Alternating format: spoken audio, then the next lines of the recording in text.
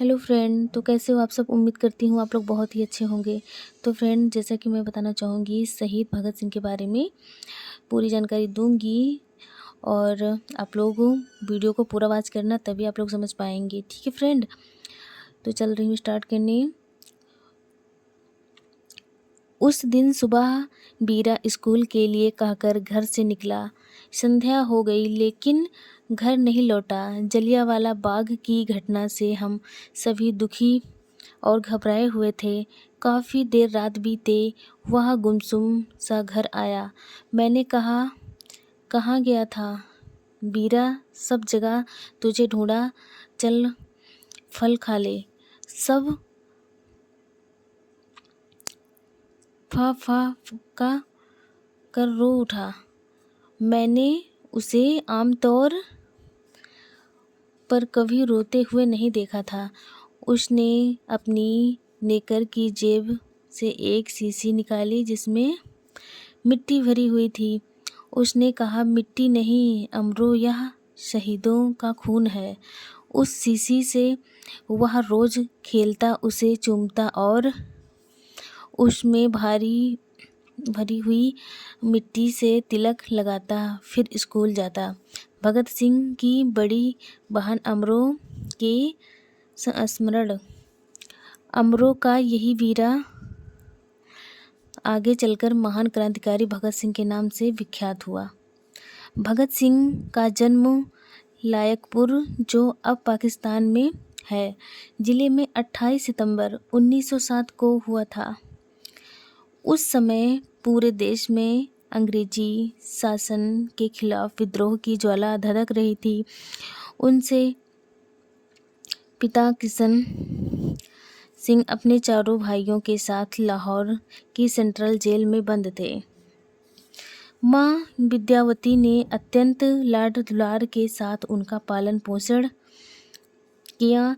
इस परिवार में संघर्ष और देशभक्ति की भावना कूट कूट कर भरी थी, जिसका असर भगत सिंह पर भी पड़ा। इनकी बड़ी बहन का नाम अमरो था। भगत सिंह बचपन से ही असाधारण किस्म के कार्य किया करते थे। एक बार वे अपने पिता के साथ कहीं जा रहे थे। रास्ते में ही पिता के एक घनिष्ठ मित्र मिल गए, जो अपने खेत में बुआई का काम कर रहे थे।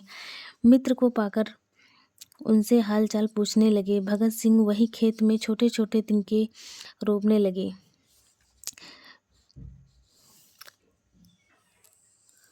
पिता के पुत्र ने पूछा, यह क्या कर रहे हो भगत सिंह?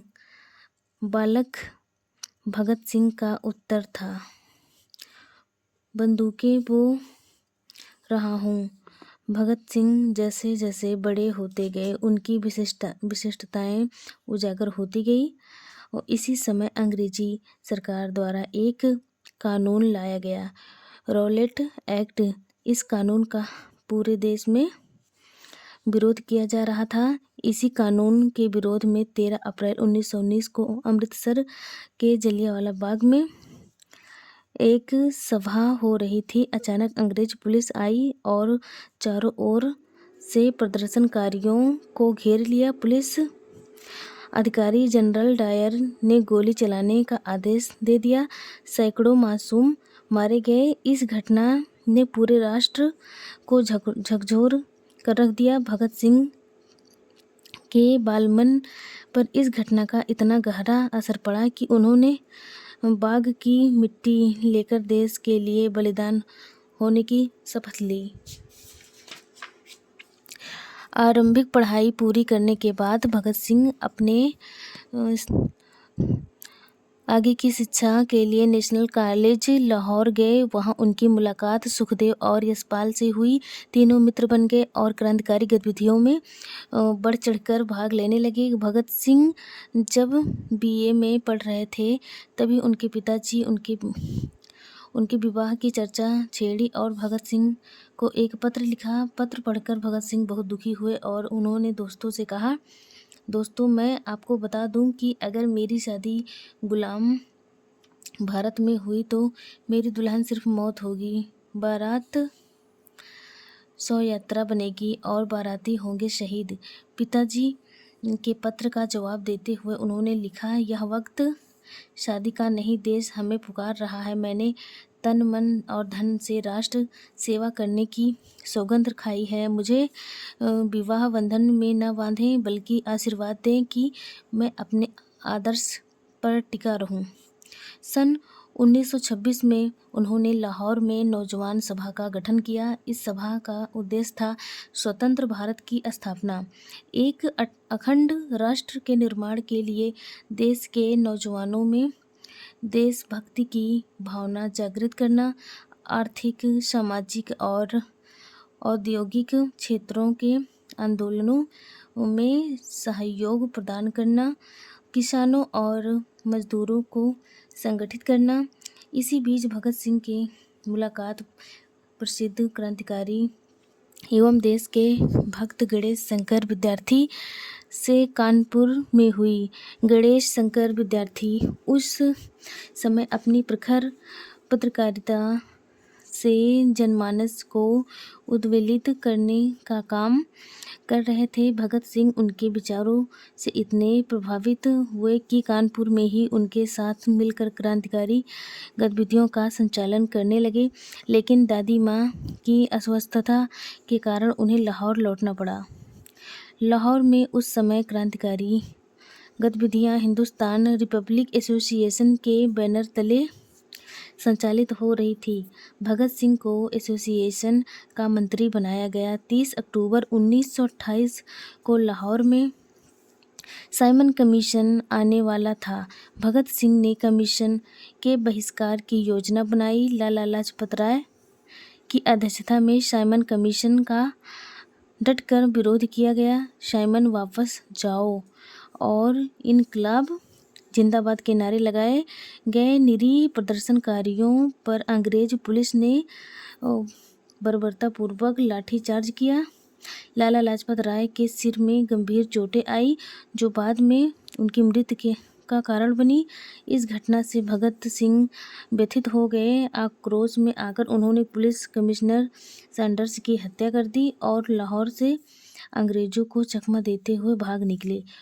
अप्रैल 1929 में भगत सिंह और बटुकेश्वर दत्त ने दिल्ली की क्रांतीय असेंबली में बम फेंका और गिरफ्तारी दी। इस धमाके के साथ उन्होंने कुछ पर्चे भी फेंके। भगत सिंह और उनके साथियों पर सैंडर्स हत्याकांड तथा असेंबली बम कांड से संबंधित मुकदमा लाहौर में चलाया गया। मुकदमे के दौरान उन्हें और उनके साथियों को लाहौर के सेंट्रल जेल में रखा गया। जेल में कैदियों के साथ अच्छा व्यवहार नहीं किया जाता था। उन्हें प्राथमिक सुविधाएं और भोजन ठीक से नहीं दिया जाता था। भगत सिंह को यह बात ठीक नहीं लगी। उन्होंने इसके विरोध स्वरूप भूख हड़ताल शुरू कर दी।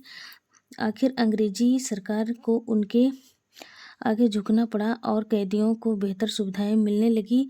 7 अक्टूबर 1930 को भगत सिंह, राजगुरु और सुखदेव को फांसी की सजा सुनाई गई। तीनों क्रांतिकारियों को 23 मार्च 1931 को फांसी दे दी गई। उनकी शहादत की तिथि 23 मार्च को हमारा देश शहीद दिवस के रूप में मनाता है। उनके क्रांतिकारी विचार, दर्शन और शहादत को यह देश कभी नहीं भुला सकेगा। बाहरों को सुनाने के लिए बहुत ऊंची आवाज़ की आवश्यकता होती है। कुछ यादें हैं जो बोले हैं कि बाहरों को सुनाने के लिए बहुत ऊंची आवाज़ की आवश्यकता होती है। असेंबली में बम फेंकने के बाद जो पर्चे फेंके गए थे उनका शीर्षक यही था। इस पर्चे में और भी कुछ था। आज फिर जब लोग साइमन कमीशन से कुछ सुधारों के टुकड़ों की आशा में आंखें फैलाए हैं और इन टुकड़ों के लिए लोग आपस में झगड़ रहे हैं। विदेशी सरकार, पब्लिक सेफ्टी बिल, सार्वजनिक सुरक्षा विधेयक और ट्रेडर्स डिस्प्यूट्स बिल औद्योगिक विवाद विधेयक के रूप में अपने दमन को और भी कड़ा कर लेने का प्रयत्न कर रही है। इसके साथ ही आने वाले अधिवेशन में प्रेस सेडिशन एक्ट, अखबारों द्वारा राजद्रोह रोकने का कानून जनता पर कसने की भी धमकी दी जा रही है। जनता के प्रतिनिधियों से हमारा आग्रह है कि वे इस पार्लियामेंट के पाखंड को छोड़कर अपने अपने निर्वाचन क्षेत्रों को लौटे जाएं और जनता को विदेशी दमन और शोषण के विरुद्ध क्रांति के लिए तैयार करें। क्रांति से हमारा आशय खून खराबा नहीं। क्रांति का विरोध करने वाले लोग केवल पिस्तौल, बम, तलवार और रक्तपात को ही क्रांति का नाम देते हैं, परंतु क्रांति का अभिप्राय यह नहीं कि क्रांति के पीछे की वास्तविक शक्ति जनता द्वारा समाज की आर्थिक और राजनीतिक व्यवस्था में परिवर्तन करने की इच्छा ही होती है। प्रख्यात गांधीवादी श्री पट्टमी रमैया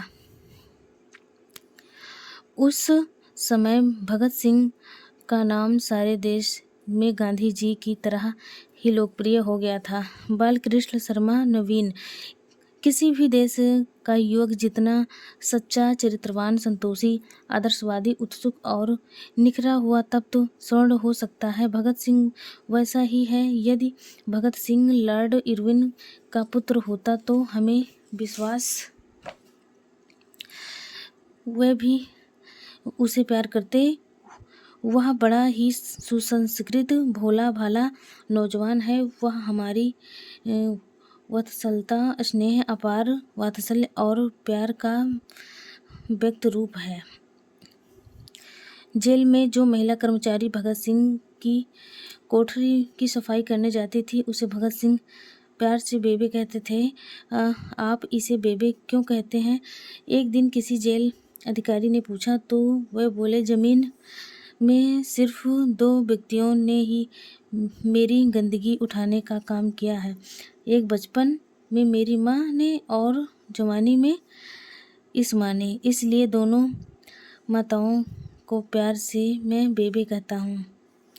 फांसी से एक दिन पहले जेलर खान बहादुर अकबर अली ने उनसे पूछा, आपकी कोई खास इच्छा हो तो बताइए, मैं उसे पूरा करने की कोशिश करूँगा। भगत सिंह ने कहा, हाँ, मेरी एक खास इच्छा है और उसे आप ही पूरा कर सकते हैं। मैं बेबे के हाथ की रोटी खाना चाहता हूँ। जेलर ने जब यह बात उस सफाई कर्मचारी से कही तो वह स्तब्ध रह गई। उसने भगत सिंह से कहा, सरदार जी, मेरे हाथ ऐसे नहीं हैं कि उनसे बनी रोटी आप खाएं। भगत सिंह ने प्यार से उसके दोनों कंधों को थपथपाते हुए कहा, माँ जिन हाथों से बच्चों का मल साफ करती है उन्हीं से तो खाना बनाती है। बेबे, तुम चिंता मत करो और रोटी बनाओ। तो ये थे भगत सिंह जी की कहानी। अगर आप सबको अच्छी लगी हो तो प्लीज़ कमेंट में ज़रूर बताइएगा और ऐसे ही हम वीडियो लाते रहेंगे, अच्छी अच्छी जानकारी देते रहेंगे और आप लोग अपना ख्याल रखिएगा। बहुत बहुत धन्यवाद। Thank you. नमस्ते सभी को।